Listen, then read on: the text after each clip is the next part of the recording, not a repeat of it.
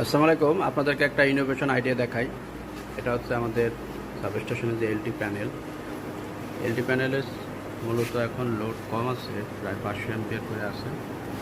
তারপরেও আমাদের এই কিছু কিছু ফিউজ যেগুলো আমাদের আবাসিক হলের দিকে গেছে, সেখানে অনেক গরম হতো আগে। একটা হাত দিয়ে দেখাই। তা আমরা পরে চিন্তা করলাম যে এখানে একটা ফ্যানের ব্যবস্থা করি। তা আমাদের ফ্যান না থাকায় আমাদের অনেক এক্সস্ট ফ্যান ছিল। তা আমরা এখানে এক্সস্ট ফ্যান ফিট করে দিছি। এক্সস্ট ফ্যান আমরা বিপরীত দিকে চালাইছি, ভিতরের দিকে বাতাস যাচ্ছে।